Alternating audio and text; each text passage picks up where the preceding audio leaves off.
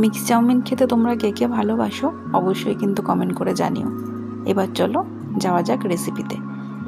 এখানে চিংড়ি মাছ নিয়ে নিয়েছি কিছুটা ছোট করে কেটে।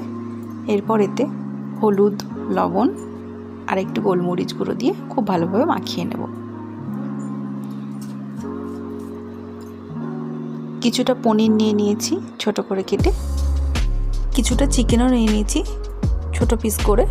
এবার এটাকে ম্যারিনেশনের জন্য হাফ লেবুর রস, গোলমরিচ গুঁড়ো, লবণ আর হলুদ দিয়ে মাখিয়ে রাখবো। এরপর সবজির মধ্যে কিছুটা কাঁচা লঙ্কা কুচিয়ে নেব, একটা গোটা পেঁয়াজ কুচি করে নেব, কিছুটা ক্যাপসিকাম কেটে নেব,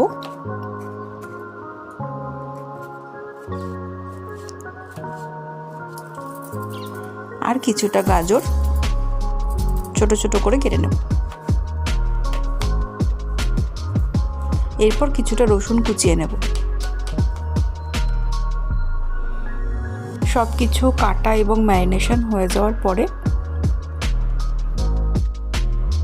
চাউমিনটা সেদ্ধ করার জন্য কিছুটা গরম জল করে নেব। তাতে অল্প করে লবণ আর একটু সাদা তেল দিয়ে দেব। জলটা ফুটে উঠলে তারপরে চাউমিনগুলো দিয়ে খুব ভালোভাবে সেদ্ধ করে নেব। এরপর চাউমিনটাকে জল ঝরিয়ে নেব। কড়াইয়ে সাদা তেল দিয়ে দুটো ডিম, একটু লবণ আর গোলমরিচ দিয়ে খুব ভালোভাবে ভেজে নেব।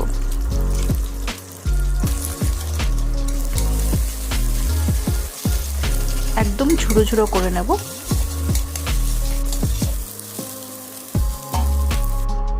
এরপর আবার একটু তেল দিয়ে পনিরগুলোকেও ভেজে নেব।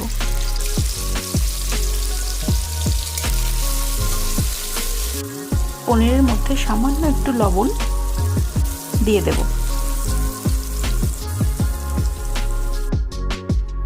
এরপর ওই তেলে চিংড়ি মাছটাও ভেজে নেব।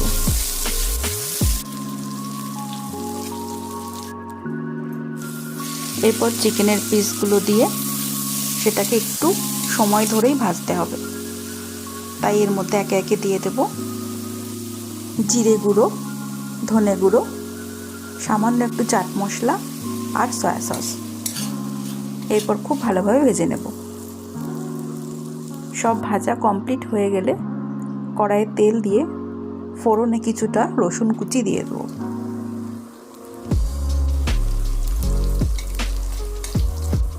এরপর যে কুচি করে কাঁচা লঙ্কাগুলো রাখা ছিল সেটাও দিয়ে দেব।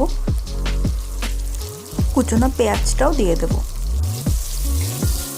সবটা খুব ভালো করে ভাজা হয়ে গেলে কুচনো গাজরটাও দিয়ে দেব। এরপর একটু লবণও দিয়ে দেব যাতে সবজিগুলো তাড়াতাড়ি নরম হয়ে আসে। এরপর ক্যাপসিকাম কুচিগুলো দিয়ে দেব। সবটা খুব ভালোভাবে ভাজা হয়ে গেলে যে চিংড়ি মাছ, ডিম, পনির আর চিকেনটা রেখেছিলাম ভেজে সেটাও দিয়ে দেব। খুব ভালো করে মিক্স করে নেব।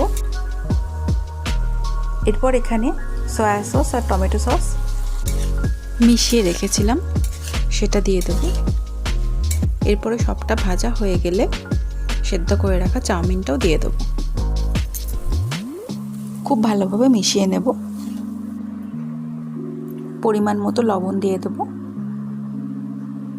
আর একটু গোলমরিচ গুঁড়োও দিয়ে দেব। ব্যাস, এবার সবটা মিশিয়ে নিলে রেডি মিক্স চাউমিন।